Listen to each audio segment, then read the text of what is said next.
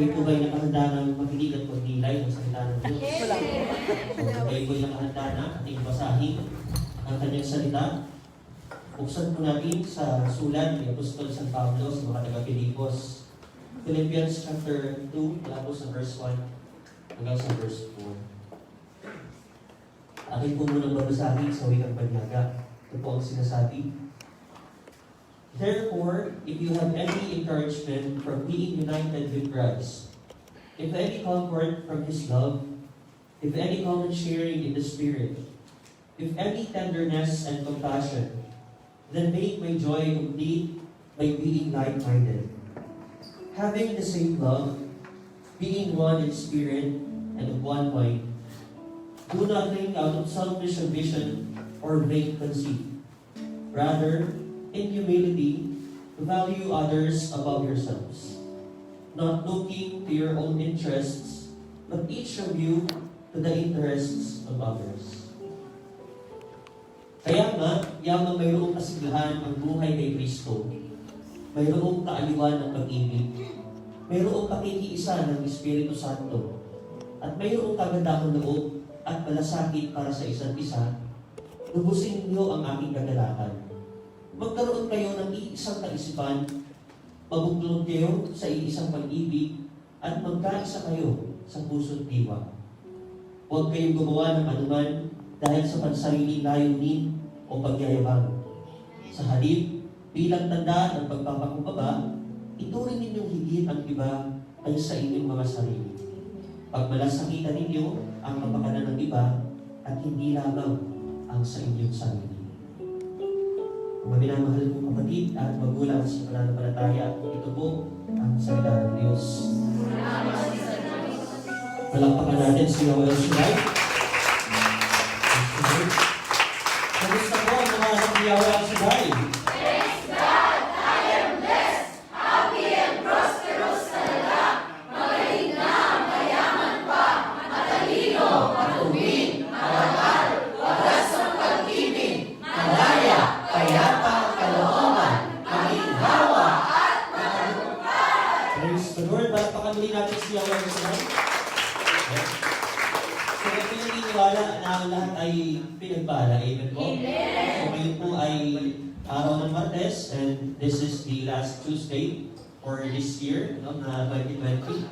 So, maraming naganap, maraming nangyari, maraming frustrations, maraming disappointment. But tonight, I want to congratulate every one of you. Congratulations sa lahat sa lahat po, sa bawat isa po sa atin, dahil tunay nga mo na kapag ikaw ay tinawag ng Diyos, hindi mo nagugustuhin lumayo sa Kanya. Amen. Kapag nasaksihan mo kung gaano kabuti ang Diyos, hindi mo na gugustuhin na malayo pa sa Panginoon. Amen. Kapag naranasin mo ang Kanyang kabutihan, hindi mo gugustuhin na mag-miss siya sa Kanyang gawain. Amen. Amen po. So bago tayo magsiupo, harapin mo yung katabi mo at sabihin mo sa Kanya, kapatid, Kapatid! congratulations! Last day na Last day na! ng gawain Gawain! sa 2020. Sa 2020! At magkasama tayo. Kasama tayo! Nagagalak ako. Gagalak ako! Dahil ngayon pa lang, Dahil may pagka! alam ko, Alam ko! answered prayer na na. Surpresa ka! Ano ang sagot niya? Praise the Lord. So, lahat ng naniwala na answered prayer na siya, mahal na makaupo. Talagang answered prayer na po kayo dahil isa sa prayer Diyos niyo, sana makaupo na agad. Ayan. So, with your brothers and sisters, bago tayo mag-start po, gusto ko muna magpasalamat sa ating Panginoon dahil sa kabuuan ng taon po na ito ay tunay na naging napakabuti ng ating pong Panginoon para sa bawat isa sa atin. Ano po? So, naging mabuti ang tapat ng ating Panginoon. So, nawa, sa darating na panahon or darating na bagong taon, ito naman yung ating pong pagsumikapan sa ating mga buhay. Nanawa, kung gano'n naging katapat sa akin si Lord, sa ating family, hindi niya ako iniwan, hindi niya ako pinabayaan, hindi niya kami pinabayaan ng ating mga mahal sa buhay. Nawa, ito yung pagsumikapan natin na maging faithful din tayo. Amen po ba? Maging tapat din tayo sa ating Panginoon. Maging tapat tayo, hindi lamang sa ating pong buhay paglilingkod, kundi maging sa pananampalataya natin sa Kanya at sa pakikitungo natin sa ating pong kapwa. Amen po ba? Nakakasunod po tayo. So, my dear brothers and sisters, hindi na po natin pagkakagalin dito, no? Ang pagpinilayan po natin sa gabi ito dahil malapit na magpalit din ang taon at malapit na magsara ang taon ng 2020. So, we are looking forward para sa tinasabi natin, Happy New Year and a prosperous New Year. Tama po ba? So, yan po ang nais ng bawat isa po sa atin. Gusto natin na maging happy and prosperous talaga ang ating pong bagong taon. Amen po ba? Hindi lang yung bagong taon natin, kundi yung pagbuka ng ating taon. Amen po ba? Gusto natin na maging masaya tayo. Kasi, ang gaan sa pakiramdam kapag ka ikaw ay masaya. Tama po ba?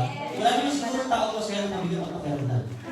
Tama po ba? Kabaligtaran yun. Ano po? At ito yung nais ng bawat isa sa atin. Kasi nga, ayaw natin ang tinatawag natin discomfort. Amen po ba? Kaya pag naranasan natin, minsan kulang tayo sa tulog, nagpupuhay tayo, ayaw natin yun. Kapag kulang tayo sa tulog, nagpupuhay tayo, minsan, hindi tayo masaya. Kapag kulang tayo sa kain, gutom tayo. Madalas, hindi tayo masaya. Amen po ba? Marami ng tao na kapag gutom, hindi mo makakausap yan. Pakainin mo muna, no? Para ma-accept yung kanyang mood para makausap mo. So, ito yung isa sa pinakagusto natin. Magkaroon tayo ng isang masayang buhay. Magkaroon tayo ng isang buhay na fulfilling. Magkaroon tayo ng isang buhay na contented. Magkaroon tayo ng isang buhay na satisfied. Yung habang ako po'y nagninilay sa pagdinilayan natin sa gabi kong ito, meron ako naalala ng pelikula. Hindi ko lang kung alam niyo po yung pelikula ito, The Pursuit of Happiness. So, sa mga nakapanood dito, congratulations dahil kasi ito napakagandang movie. Ano po?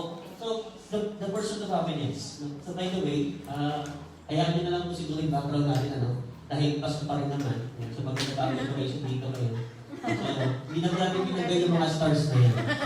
So, The Pursuit of Happiness, with your brothers and sisters, ito yung pelikula habo sa totoong istorya. Totoong buhay. Ano po, tutulay yung story mo ito. At ito po yung ginanapan ni Will Smith. Ako, kalala niyo si Will Smith, At ang story po dito, isa-summarize ko lang yung kanyang istorya. Si Will Smith ay meron yung sariling pamilya, meron siyang isang anak, meron siyang asawa. So dumating sa time na yung bida na ginanapan ni Will Smith, dumating sa time na yung kanyang daladalang produkto. Ano po, kasi yung dala niyang, yung hawak po niya na yan, ayan, bone scanner yan, bone density scanner yan. Ano po, na ino-offer niya sa mga ospital na kung sino gusto bumili kasi kapag nakapag-blow siya ng teeth, magiging malaki yung kanyang parte. Ano po, sa company na nag-trabawan. So, naging salesman siya, naging sales representative siya. So, sa tagal ng kanyang pagiging salesman, sales representative, hindi siya may makabenta.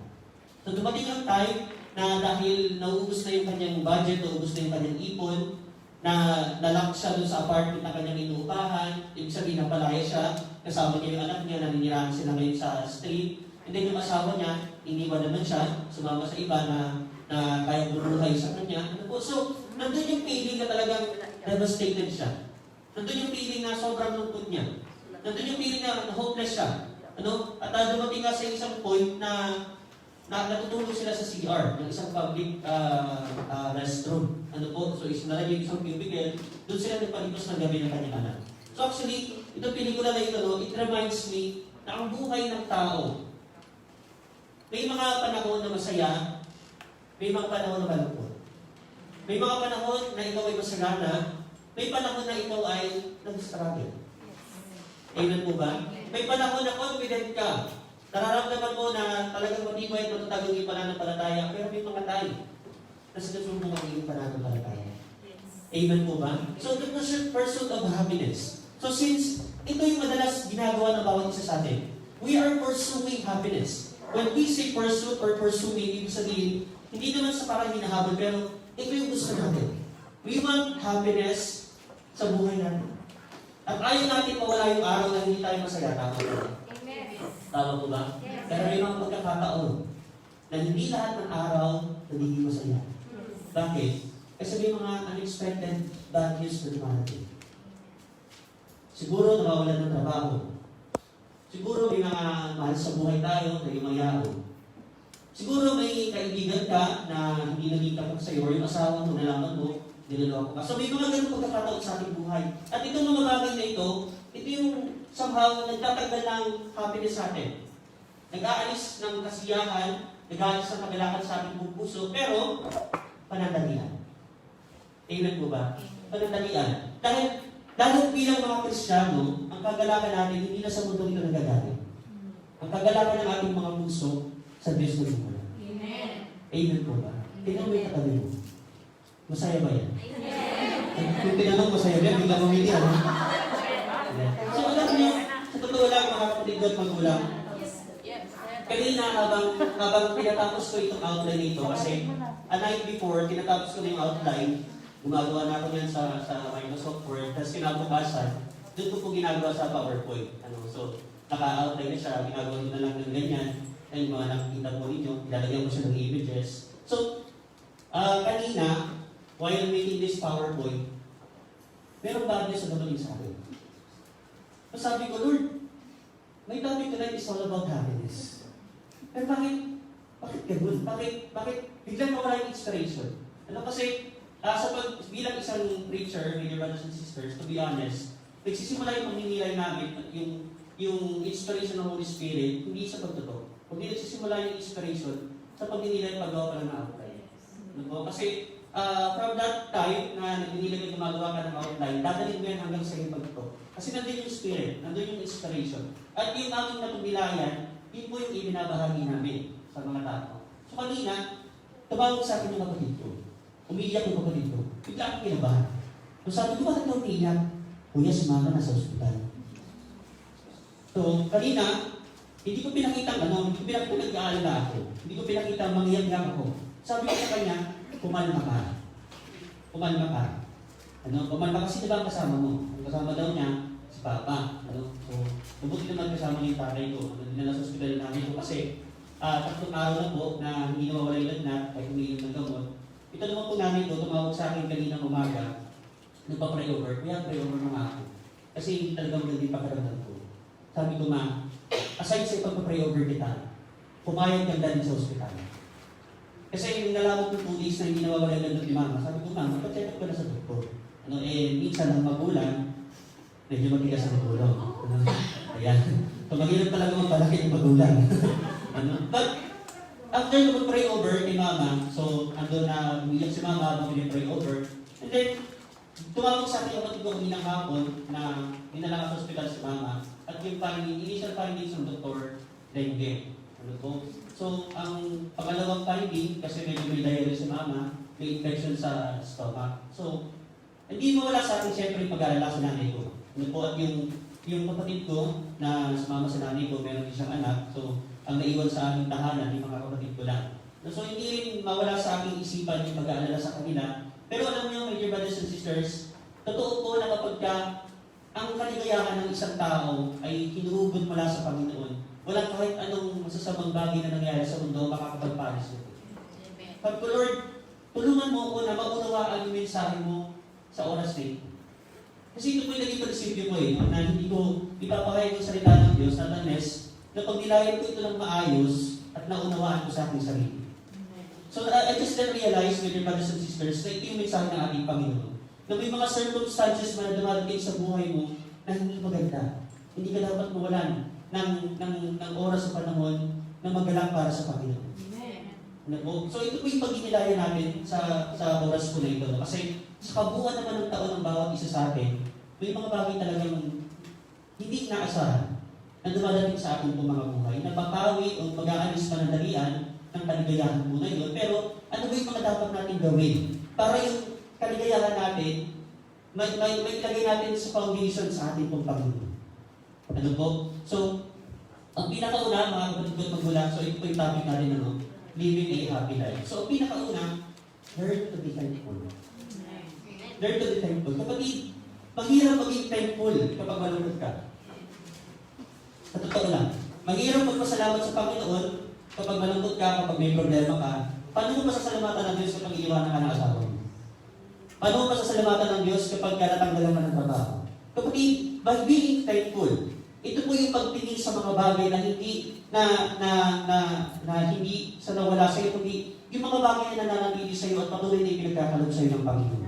Alam niyo sa totoo lang kanina, habang narinig ko yung balitang yun, ang ipinagpapasalamat ko sa Panginoon, nadala sa ospital ni nanay ko. Kasi hindi ko alam kung mangyari kung hindi nadala sa ospital ni nanay ko. At least, sabi ko nga sa mga kapatid ko, at least, nandyan si mama sa ospital, maaalagaan siya dyan. Mabibigyan siya ng sapat na gamot, mabibigyan siya ng ng mga pangangailangan niya, may provide yung pangangailangan niya. Nung sabi ko nga, huwag yung isipin yung nalalaki yung bill natin, hindi magpapabayaan ang Diyos. No? So, inang iisip ko kanina, with your brothers and sisters, I am thankful kasi nadala yung nanay ko sa hospital. Hindi sinanggihan, hindi na-admit siya sa hospital. Alam niyo naman sa panahon ngayon, dahil nga sa OA, tumatanggi na ang mga hospital. Ano po? So, nahanapan namin ng kwarto yung nanay ko para mag-stay siya doon habang pina-obserbahan at hinahanap ko yung official finding sa kanyang kalalagayan. But still, I am thankful to the Lord kasi nandoon na mayroong nag-aalaga sa kanya. Nandoon po na nadala siya sa hospital. So going back with your brothers and sisters, in order for us to live a happy life, learn to be thankful. Kapatid, sa bawat araw, hindi ka mauubusan ng pagpapasalamat sa Panginoon. Meron ka bang na-encounter na hindi maganda, huwag mo tingnan yun. Huwag ka na mag-focus. Kasi biglaan lang yung dumadating at biglaan mawawala. Mag-focus ka, kapatid, sa mga magagandang bagay na ginagawa sa inyo. Amen. Amen po ba? So, learn to be thankful.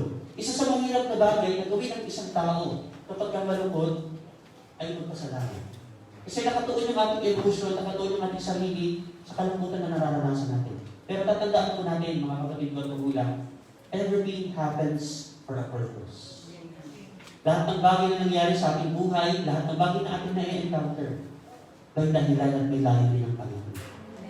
Amen po ba? Amen. So sabi po dyan, sa James chapter 1 verse 7, every good and perfect gift is from above, coming down from the Father of the heavenly lights, who does not change like shifting shadows. So kung ating pong isipin lahat ng mga bagay, lahat ng mabuting bagay, every good and perfect things, nagagaling sa ating Panginoon. At ang Diyos na nagbibigay niyan, ay ang Diyos na hindi nagbabago. Amen. Amen po ba? Tanungin mo kayo katabi mo, sabihin mo sa kanya, kapatid, kailan ka? Kailan ka? Pinabayaan ng Diyos. Pinakayaan ng Diyos. Kailan kaya? Kapatid, isipin natin kung pinabayaan ka ng Diyos, wala ka dito. Kung pinabayaan ka ng Diyos, siguro, pinalikuran mo na ang gawain. Siguro naging miserable na ang buhay mo, pinabayaan ka lang ng Diyos. Pero ang mga tao naging miserable ang buhay, hindi pa rin pinabayaan ng Diyos. Bakit? Kasi mabuti at tapat ang Diyos. Pinasasikat ng Diyos ang araw sa mga mabubuti at kasama. Amen po. So sabi po sa verse 17, ang lahat, sa Tagalog pa na to, ang lahat ng mabuti at ganang na kaloob ay buhat sa Diyos. Mula sa Ama na lumikha ng mga taglaw sa kalangitan. Hindi siya nagbabago o nagdulot ng bahagyang dilim dahil sa pagbabago. If there is one thing that is certain in this world, kapatid, yun ay, sabi nga, change. Lahat ng bagay ay nagbabago. Pero kung lahat ng bagay ay nagbabago, ang Diyos mananatiling safe. Mananatiling tapat. Because our God is beyond the time. Beyond every limitations in this world. Siya lamang ang may kapangyarihan na gawin ang bagay na imposible na maging posible. Amen po ba? So, mga brothers and sisters, ang point dito, sa ating first pointer, in order for us to live a happy life, learn to be thankful. Kapatid, sa halip na magreklamo ka, magpasalamat ka sa Panginoon. Parang isipin natin, parang hindi na bata ng rat. Sinaktan ako, hindi ako magreklamo, magpapasalamat ako sa Panginoon. Magpapasalamat ka sa Panginoon, kapatid, kasi hindi bigyan ka pa rin niya ng pasensya. Amen. Amen po ba? Nakakasunod tayo. So we should look on the brighter side, on the positive side of everything sa lahat ng bagay. Amen po ba? Ito po ang una. So balikan po natin. Our first pointer, learn to be thankful. Sabihin ko ngayon sa katabi mo, kapatid. Sa lahat ng pagkakataon. At sa lahat ng oras na tayo ay nananalangin. Hindi dapat mawawala ang pagpapasalamat. Amen po ba? In every prayer, huwag nyo maalisin ang pagpapasalamat sa Panginoon. Kahit naman hindi ang pangangailangan nyo, at na kayo hingin sa Diyos yan. Kapatid, huwag nyo kakalimutan na pasalamatan. Amen po. So sabi nga sa 1 Thessalonians, in everything, give thanks, for this is the will of God in Christ Jesus our Lord. Secondly, my dear brothers and sisters, in order for us to live a happy life, do good unto others. Gumawa ka ng mabuti sa iyong kapwa. Bless other people. Sabi po ng isang libro na aking nabasa sa aking pagninilay, isang magandang tip kapag ikaw ay nalulungkot, kung gusto mong sumaya, humanap ka ng taong pwede mong matulungan. Tumingin ka sa paligid. Kapag mayroon kang taong nakakailangan ng tulong, tulungan mo yung tao. Kung nasa isang kwarto ka naman, wala kang ibang nakikitang tao na pwede mong matulungan, tumawag ka sa mga kaibigan mo baka may nangangailangan at ipadalahan mo.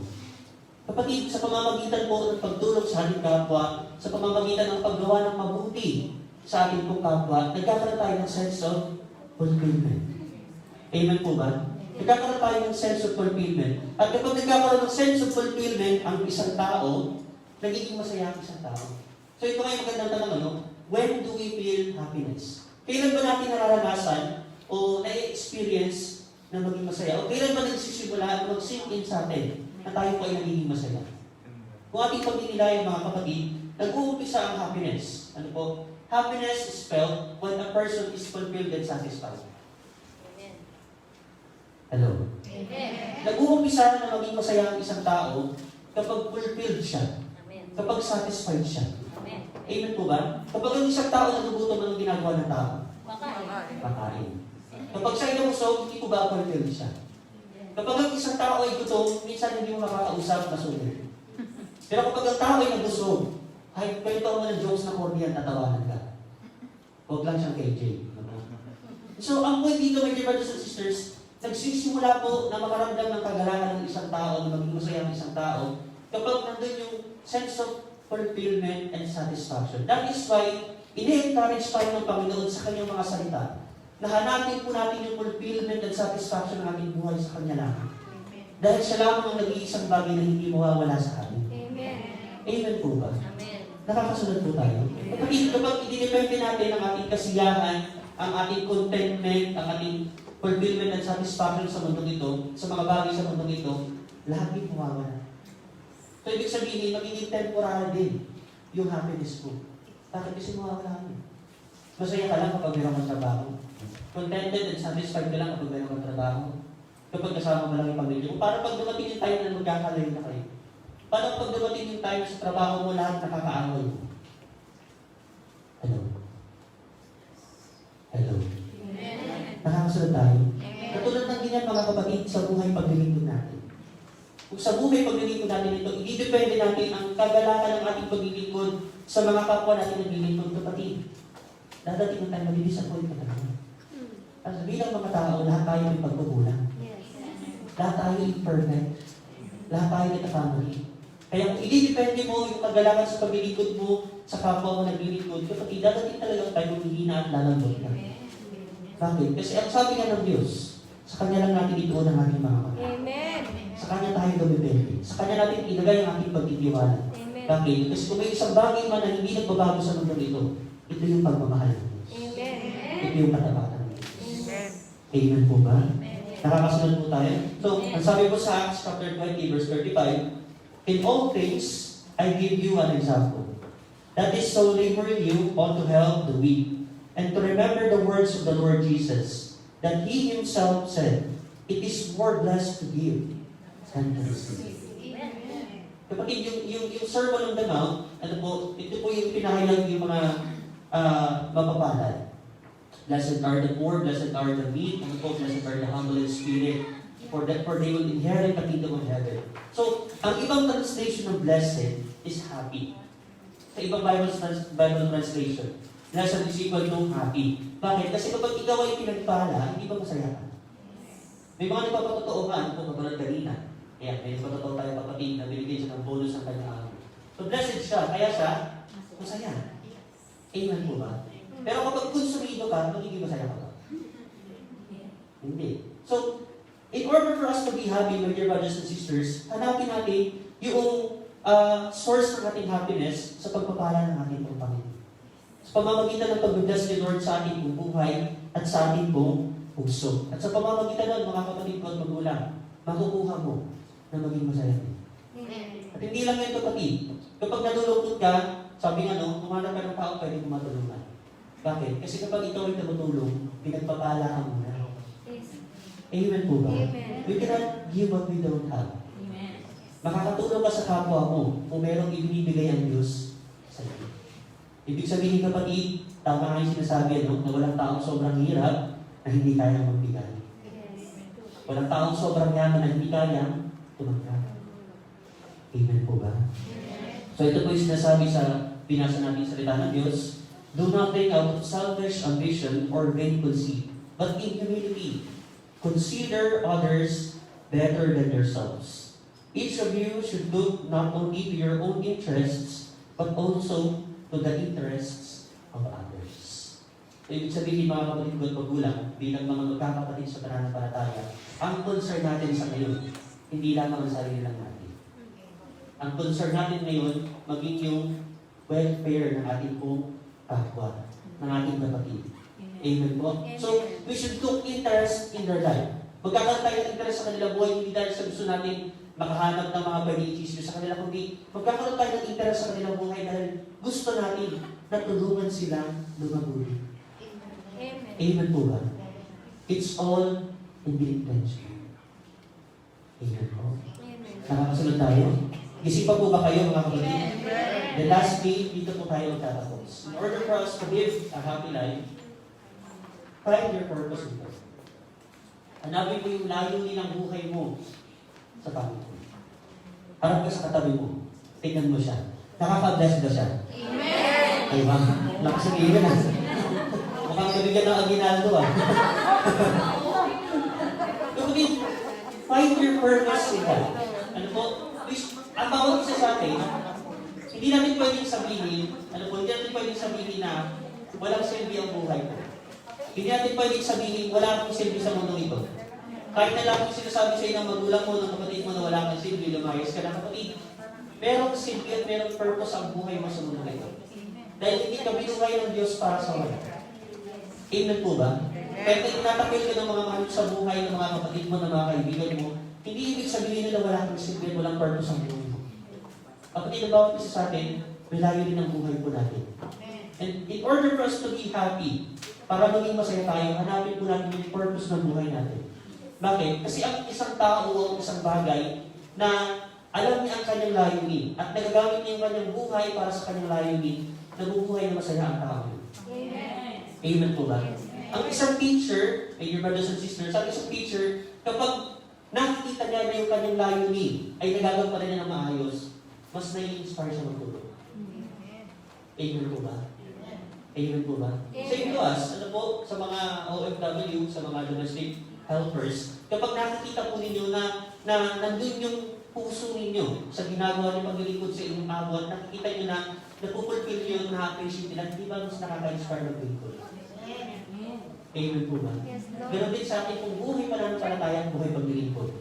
Kapag nakikita natin na yung purpose natin sa ministry na ito, kung saan committee man tayo ilagay, ay nagagawa natin ng maayos, nagkakaroon tayo ng sense of fulfillment, mas nai-inspire tayo maglingkod. Amen. Bakit? Kasi nga, alam natin yung purpose natin. Hello. Amen. Kaya naman marami kong tinatabangan maglingkod kasi hindi nila nagagawa ng maayos yung nagagawa sa atin. Basically, isa yan sa nagiging dahilan ng discouragement. Kasi, mali-discourage ka kasi ang uusig sa'yo hindi yung kapwa mo eh. Ang uusig sa'yo yung sarili mo. Hello. Nakakasunod tayo? Amen. Nakakasunod po tayo? Kaya naman, bilang mga Kristiyano, mga kapatid ko at magulang, nandun po yung palagi paghihikayat sa atin ng ating Panginoon. Na sa paglilingkod natin sa Kanya, maging tapat tayo. Kasi kapag ikaw ay naglilingkod ng tapat, nagagawa mo yung purpose mo. Napupulpil mo yung purpose mo sa mundo ito. At mas nai-inspire ka maglingkod sa Panginoon. Amen. Amen. Nakakasunod po tayo. Kapatid, isa sa pinakamahirap na kalaban, yung konsensya. Amen po. Natutuwa nga po ko doon sa ibinahagi ng mga kabataan, kasi kagabi nagkaroon po kami ng counting sharing. Nandun po yung feelings kanila na kapag hindi sila nakaka-attend, kapag hindi nila nagagawa yung nilang tungkulin para sa youth ministry, parang meron mga pagawag sa kanila. Ano po? So kapatid, lahat is tayo pinawag ng Panginoon para magunap sa kanya-kanyang tungkulin. And that is our purpose. Isa yun sa mga layunin ng ating mga buhay. Kapag hindi natin nagagawa yun, nandun po na nangungusap din ng Panginoon. hindi mo naibigay the best mo para sa akin. Hello. Amen. Nakikinig tayo? So a person that knows his purpose and fulfills it is a happy person. Harap ka sa katabi mo, tanungin mo siya, gusto mo ba? Gusto mo ba? Nasa paglilingkod, Nasa paglilingkod, maging masaya ka. Ano kaya ang sagot mo? Amen. Kung gusto natin lahat, amen? Gusto natin lahat yan. Kapatid, kung gusto natin maging masaya sa paglilingkod, ibigay mo yung pinakadagas mo. Ibigay mo yung pinakadagas mo. Kapatid, ang mag-i-evaluate sa the best na naibibigay mo, hindi yung kapwa mo. Yes. Kasi ang makakaalam kung ibinibigay mo ba talaga yung pinakadabis mo yung Panginoon. Amen. Kasi may mga time talaga na merong conflict sa schedule. Nandun talaga yung willingness ng puso mo, yung desire ng puso mo na makapunta sa gawain, makaganap sa iyong tutunin, pero hindi inaadya ng schedule. May conflict sa schedule. So parang yung feeling sa atin ng guilty na parang hindi ko na gagawin yung pinakadabis yung para kay Lord. Kapatid, itatandaan mo. Tatandaan natin. Nakikita ng Diyos ang lahat. Amen. Nalalaman ng Diyos ang talagang dinidesire ng ating pamamagitan. If we truly desire na makapaglingkod sa Panginoon, kapatid, gagawa ng paraan ng Panginoon na po para maibigay sa yung desire ng puso mong paglingkod sa atin. Amen. Amen. And so, many brothers and sisters, if we want to be happy sa paglingkod natin sa Panginoon, ibigay natin yung pinaka-the-best. Kasi sa pamamagitan ng pagbibigay ng pinaka-the-best, na-work out natin yung purpose natin. Yes. Amen po ba? So, nawa, mga kapatid ko at magulang, sa dating pong taon na ito, no, kagaya nga po ng pagpapasalamat ko sa message sa Blood Church sa mga kabataan niya o El Shaddai, nawa, maging tunay pong masaya, maging prosperous, maging mas inspired, at maging mas productive ang darating na taon na ito para sa ating bilang pamangkin. Amen po ba? Nawa, ito po yung panalangin ko na nawa sa pagpasok ng taon po na ito, mas ma-inspire tayo mag-build of Lord. Mas ma-inspire tayo magbigay ng time sa Kanya. Kung mas ma-inspire tayo magbigay ng lakas ng ating buhay sa ating Panginoon. Bakit? Kasi napakalaking patunay na itong 2020, nalagpasan namin, buhay pa rin tayo ng pag-aaral. Amen po ba? So sabi ko sa Romans 8:28, and we know that in all things, God works for the good of those who love Him. Ulitin po natin ano? And we know that in all things, God works for the good of those who love Him, who have been called according to His purpose. Ibig sabihin kapatid, may purpose ang Diyos ang tayo. Amen po ba? Siguro hindi natin maintindihan sa ngayon, gradually, i-reveal sa atin ito. Siguro iniisip natin parang wala naman ako na itutulong, wala ako na iyaabag. Kapatid, your presence is already a good thing para sa iyong kapwa. Amen po ba? Inisip natin siguro na parang wala naman ako na itutulong sa ministry nito, wala ako na iyaabag, hindi mo na ako nakakapaglingkod sa Diyos. Kapatid, hindi mo lang naiisip. Makita ka lang ng mga kapwa mong nagawa, makita ka lang ng kapwa prayer partner, nag-bless na sila. Amen. Amen po ba? Bakit? Kasi yung presensya ng bawat isa, mga kapatid ko at magulang, ito yung nakakapag-inspire sa atin ng mas magbingkod. Amen. Amen po ba? Amen. Lalo na kapag nakikita ng kapwa mo na yung napapakinggan mo yung nasa buhay mo. Ano po? So, talaga nakaka-bless din yung tao na. Hindi lang po yun. Nakaka-bless din kasama ang isang tao na napakapakatid. Amen. Amen po ba? Yes. So, our life in this world, may mga panahon man na sinusubok tayo, pero dapat positive ba rin tayo? Positive hindi sa COVID. Positive na may gagawin mabuti at maganda pa rin ng Diyos. Amen po ba? Nakakasunod po tayo. So kapatid, masarap kasama ang isang taong positibo. Positibo ang pananaw sa buhay.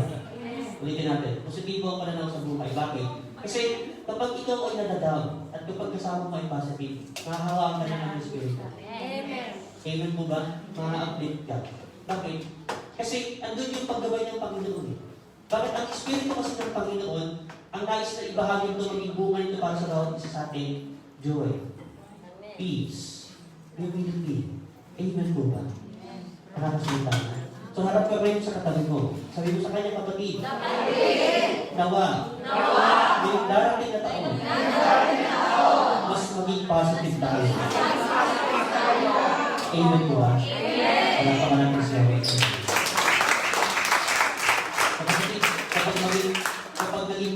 positive tayo sa outlook sa buhay, makikita nyo. Ano po makikita nyo na bawat pagkikita po natin at pagtitipon natin, may hindi yan sa kanila. Bakit? Kasi positive siya. Positive pa yung outlook. Amen po ba? Kahit na may problema yan, nakikita mo, nakangiti pa rin sa yan. Tatawanan lang yung problema niya. Amen po, bakit? Kasi alam niya hindi mo pagpabaya siya. Amen po, magsasabi po tayo lahat.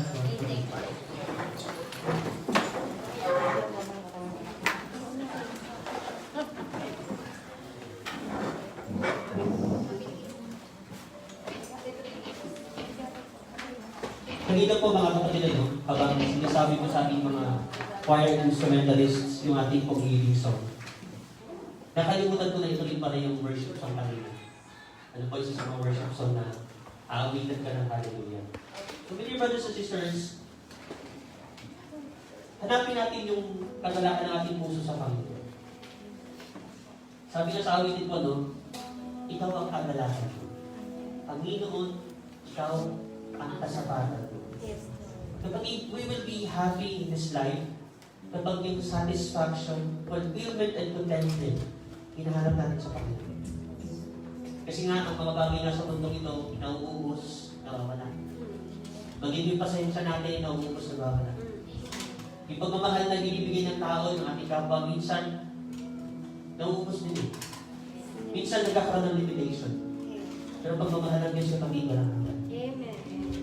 So once again, my dear brothers and sisters, bago matapos ito pong taon po na ito, sa pamamagitan ng aming maiulang Panginoon, ang aming kasiyahan at kagalakan. Sa iyo namin hanapin, Panginoon, ang kagalakan ng aming mga puso. Turuan, Panginoon, na sa iyo lamang kami magtiwala. Naniniwala kami ang Diyos na meron ka magandang plano para sa aming mga buhay. May mga pagpapala, Panginoon, na nakaabang sa amin ngayong taong 2021. Lord, tulungan mo kami na sa lahat ng biyayang ito, ma-appreciate namin ang kabutihan mo sa aming mga buhay. At mas ma-inspire kami na mag-lingkod sa iyo. Mas ma-inspire kami na maglaan ng oras ng aming panahon, ng aming sarili at ng aming buhay sa iyo. Hindi lang dahil sa mga pagpapala at biyaya, kundi dahil ito ang ninanais ng aming mga puso. Lord, dalangin po namin sa iyo na nawa, ano bang mga bagay ang hinihingi ng bawat isa sa amin?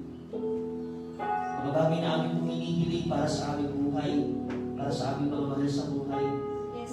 Lord, ikaw naman bumatag po sa mga bagay na ito. Naniniwala kami walang imposible sa iyo kapagaling. Kaya naman, sinabi pinagkakatiwala lahat ng ito, Lord. Dalangin po namin ng Diyos na patuloy mo po kami turuan na sumunod sa iyo na nakalooban. Patuloy mo po kami turuan, Panginoon, na maglingkod sa iyo na may katapatan. Ito po, Panginoon, ang aming tinataas, ang aming isinasabot, tinadalangin sa iyo, sa makapangyarihan mong pangalan, aming Panginoon Jesus. Sa pangalan ng Ama, ng Anak, at ng Espiritu Santo. Announcement po bago tayo matapos. Sa darating po Friday, ay wala po tayong gawain dahil din po ay January 1. So, at mag-relasyon po tayong gawain sa Sunday po. So, yun naman po. God bless us all. Merry Christmas and advance Happy New Year sa bawat isa po sa atin. So, God bless us all. Let us give thanks to the great Lord.